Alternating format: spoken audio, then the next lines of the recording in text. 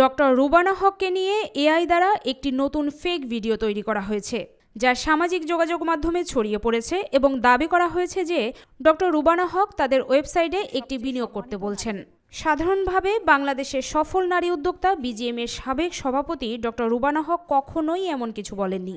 তিনি বলেছেন, একটি গোষ্ঠী বিভ্রান্তিকর মিথ্যা তথ্য দিয়ে তার নাম জুড়ে সামাজিক যোগাযোগ মাধ্যমে মানুষকে প্রতারিত করার উদ্দেশ্যে এই ভিডিওটি তার অনুমতি ছাড়াই আপলোড করেছে, যা সম্পূর্ণ সামাজিক ন্যায়নীতি এবং আইন বিরোধী কাজ।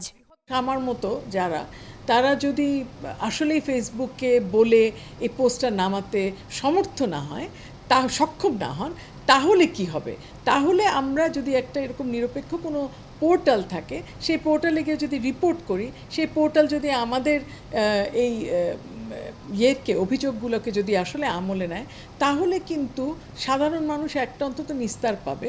তাতে হবে কি, যে কোনো সময় যে কোনো এরকম অ্যাড বেরোবে বা এরকম প্রতারণার যারা শিকার হতে পারেন, তারা যদি ওই সাইটে গিয়ে একটু চেক করেন, তাহলেই কিন্তু জিনিসটা অনেক ক্লিয়ার হয়ে যায়। তার মানে একটা ভেরিফিকেশন পোর্টাল লাগবে যে হ্যাঁ ঠিক আছে, এটা একটা দেখছি, এটা কি ট্রু নাকি এটা ফলস।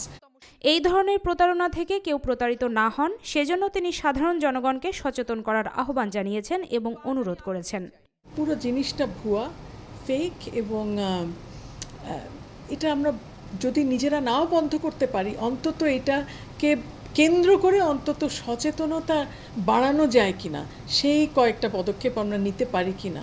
যে ব্যবহারকারী তাকে সচেতন হতে হবে, হ্যাঁ, কোনটা বিশ্বাস করবেন কোনটা না, এবং নানা রকম আজকাল পোস্ট তো ভেরিফিকেশনও চলে।